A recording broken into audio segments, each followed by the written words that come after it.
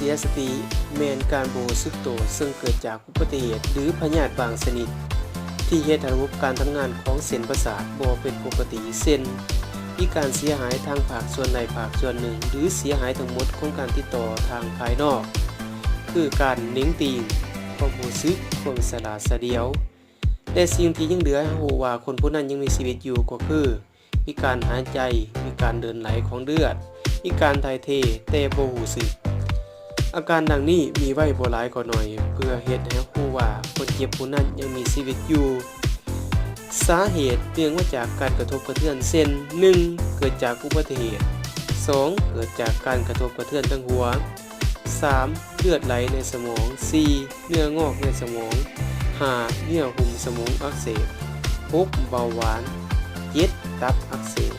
8. มาจากการเบื่อเมาเช่นเหล้ายาหรืออาหารเป็นพิษอาการแสดงของคนที่เสียสติคือ 1. คนเจ็บนอนเหยียดโดยบ่รู้สึกตัว 2. ถ้าหากเราถามแล้วอาจตอบบ่ค่อยหรือบ่ตอบเลยก็ได้ 3. ถ้าเราปลุกเราตื่นเราก็มึนเซยการวิดปวดถ้าเราเห็นคนเสียสติผู้ใดผู้หนึ่งโดยบ่รู้สาเหตุต้องปฏิบัติดังนี้ 1. ถ้าคนเจ็บบ่หายใจเราต้องเฮ็ดการหายใจเทียมให้คนเจ็บ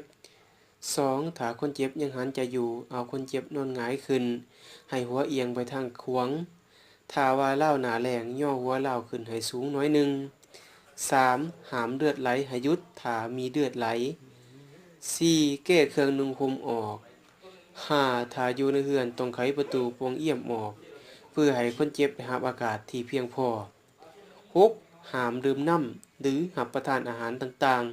ๆ 7. ต้องเอาคนเจ็บไปส่งโรงหมอโดยหีบด่วนขอขอบใจ